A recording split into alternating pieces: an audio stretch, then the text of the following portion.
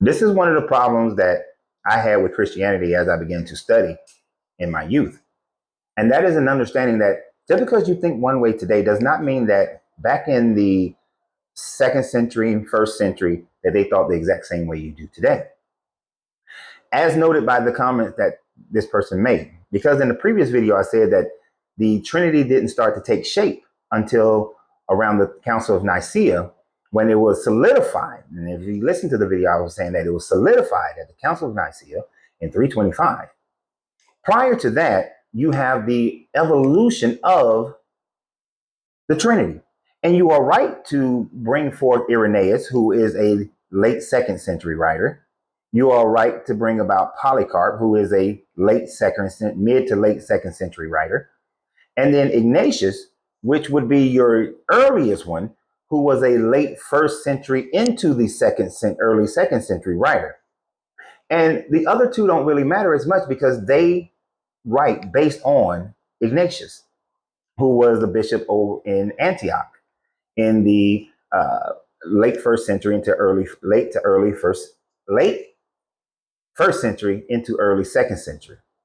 Now Ignatius wrote that there is the Father, the Son, and the Holy Spirit, and each one of them have their importance, and that each one of them are somewhat co-equal in their status, somewhat. But understand that Ignatius did not ever use the word Trinity, and so therefore he never said that they were all one and the same. What Ignatius actually said is that the Father is the one true God, and that Jesus is our God, by which the Father embodied himself into Jesus, but they were not one and the same in the way that Ignatius wrote. But what history reformers want to do is to say that Ignatius was writing about the actual Trinity that the Nicene Creed established, but he wasn't. So let me put it in very simple terms for you. Ignatius is saying that the Father is the one true God. That one true God allowed for a portion of himself that's equal to himself to be in Jesus. Yet the Father is the one true God. But Jesus has co-equal importance because of the energy that the Father put into Jesus.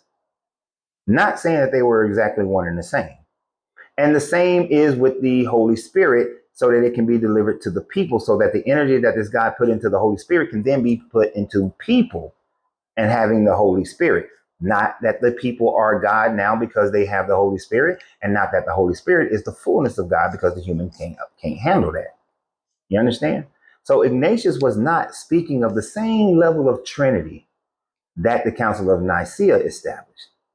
This is why there was argument over it. Now, Polycarp expands on this theory, this thought process. Irenaeus expands even further on this process. So by late second century, we have more of a Trinitarian thought process, but then it is even later writers who then expand on it more and more and more until we get to the Council of Nicaea when it becomes a creed. That is what I was explaining when I said that it didn't really take its full shape until the Council of Nicaea. And if you truly study the writings of Irenaeus, Polycarp, Ignatius, Jerome, Justin Martyr, then you will be able to see this. You'll see this type of how these things develop. Hell, it was Irenaeus who said that the went from Justin Martyr calling it the wisdom of the apostles and giving it the name of Mark, Luke, John, and Matthew. So even the naming of the gospels didn't even happen until around 180. But it went through a process of development between Justin Martyr and others before. You see how that works? As a smaller example of the exact same thing. So this is where you are right in a certain degree, but also wrong at the same time. Orthodox Christianity, by which you have today, evolved over a 300 year period. The doctrine evolved over a 300-year period. So this wasn't something that was common to everybody. This is why you had Marcions, Valentinians, Gnostics, Lucians, Arians, and all other manner of Christianity that had differences of opinion. And the thing about it, most of those organizations were larger. The difference came because when Rome took over in 325 and then fully took over and extended it throughout the entire Roman Empire at 382 under Emperor Theodosius at the tip of a spear and a sword, that's when the other religions died. The other versions of Christianity began to die out because they threatened their lives and they began to destroy the manuscripts of all the other versions of Christianity. The reason why we don't have any writings of Marcion is because the church destroyed it. The writings of Valentinian, the church destroyed it. Tried to destroy all the Gnostic writings.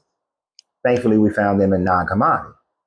Tried to destroy the Nazarenes' writings, found them with the Dead Sea Scrolls. So you see how Rome and what became Orthodox Christianity is about destruction and destroying, force and government. Not so much about your Jesus character, is it? Not the way you see Jesus today. So you see how even you have evolved from the type of Christianity that was established under the Roman government. Because if it wasn't for people like Martin Luther and Calvin and Trudeau and other people like that, and all the other 11 people who established Baptists and Methodists and all these other religions, you wouldn't have the doctrine that you have today. So think about that. And always remember, you have to free yourself to be yourself because your greatness is non-negotiable. Good journey, good vibrations.